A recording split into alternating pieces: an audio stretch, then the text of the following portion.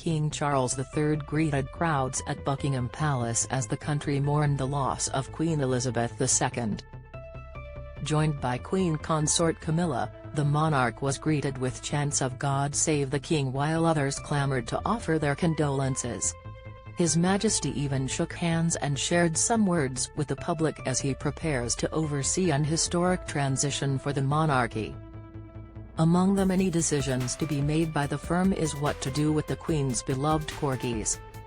Ever since she was a child, the late monarch was accompanied by her dogs, making the corgi breed synonymous with the royal family.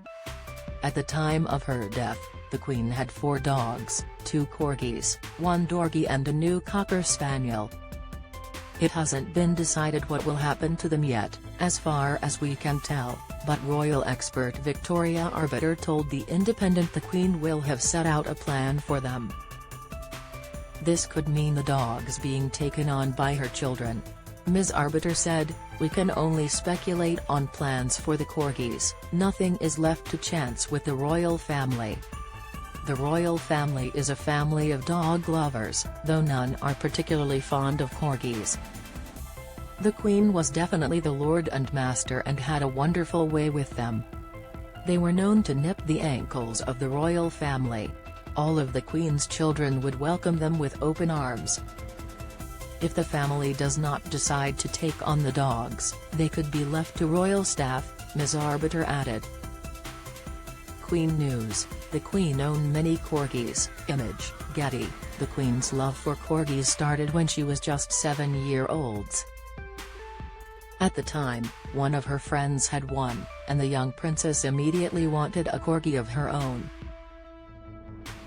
Her father, King George, brought one home for the family, named Dookie.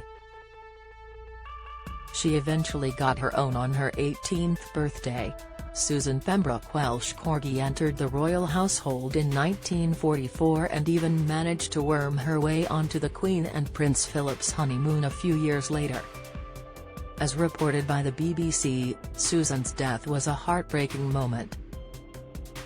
Following her death, the Queen wrote, "I had always dreaded losing her, but I am ever so thankful that her suffering was so mercifully short." Read more. Princess Beatrice chosen to deputise for King Charles. Queen News: The Queen loved corgis since she was a young girl. Image, Getty. Susan started a long line of royal corgis. Every single one the Queen ever owned descended from her 18th birthday present.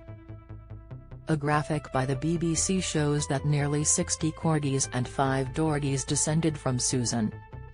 The dorgie is a breed that the royals are credited with creating, but by accident. The corgi Dachshund cross came after Princess Margaret's Dachshund Pipkin bred with one of the corgis. The last one to be personally owned by the Queen, Willow, died in 2018 just before the Queen's 92nd birthday. Don't miss. Queen consort had very warm relationship with Elizabeth II. Video, Insight. Princess Beatrice chosen to deputise for King Charles. Analysis. Rod Stewart stuns with unrecognisable throwback pic of young rocker. Insight. Queen News: The Queen mourned the deaths of her dogs. Image, Getty.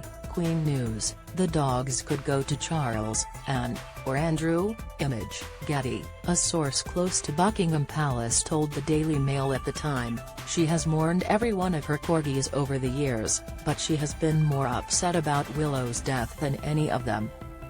It is probably because Willow was the last link to her parents and a pastime that goes back to her own childhood. It really does feel like the end of an era." Royal author Ingrid Seward also told Newsweek that the remaining dogs could go to family members. She told Newsweek, "I imagine the dogs would be looked after by the family, probably Andrew, as the one that gave them to her. They're quite young, the corgi and the dorgie."